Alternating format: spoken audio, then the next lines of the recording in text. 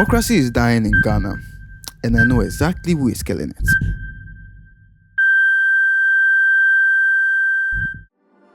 These are kidneys. On your left is a healthy kidney, and on your right is a diseased kidney. And in 2023, the price of a dialysis session went up from 380 cedis to 765 cedis. Most hospitals in Ghana are not even equipped with dialysis machines, so you would have to waste time that you don't have in line to save your own life. And it is estimated that by 2030, Ghana will start importing water. This situation will only get worse with what Galamsey is doing to our water bodies, and that's why people were protesting this weekend, fighting the government to get involved and stop Galamsey now.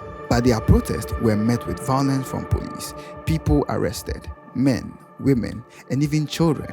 Yes, the young children that were there protesting alongside adults were detained by police. The truck that was supposed to provide them with water and refreshments was later towed by the police. And on social media, we have people both commending and condemning what is happening on the streets of Accra.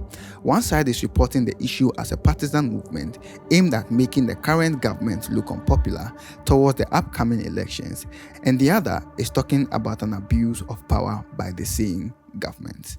Everyone is talking, but the person whose silence scares me the most is the president of the nation, the human rights lawyer, Nana Addo Dankwa Akufo-Addo, because he is no stranger to a public outcry for change.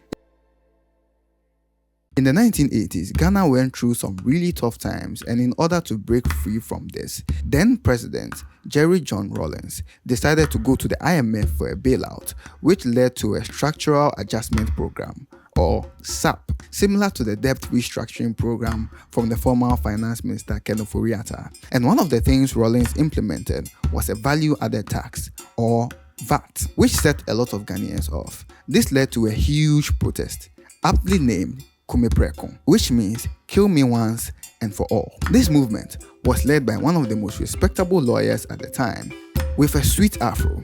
I think you know him, Mr. Nana Addo Dankwa Akufo-Addo. The policies that the government has been implementing are policies that do not find favor with the general mass of our people, and that the mass of the people of this country have been systematically impoverished during the period of Rawlings' rule.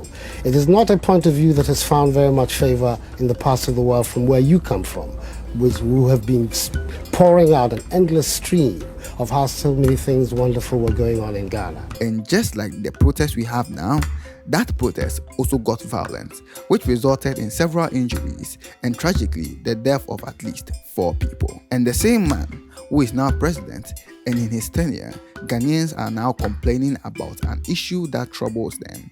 He is quiet about the crisis in Ghana right now. But you know who is not silent on this?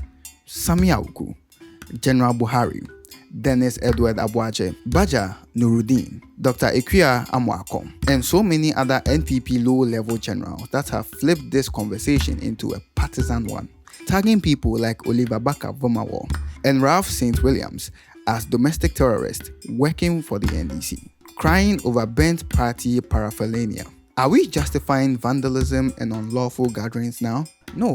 But if we can fold our arms and watch the slow, deliberate, and irreparable poisoning of our waters and degradation of our forest for selfish gain, then what is a few burnt party banners and ripped posters? So to the aforementioned names, Sami Awuku, General Buhari, Dennis Edward Boache, Baja Nuruddin, and Dr. Ekuya Amwako, I have a question for you.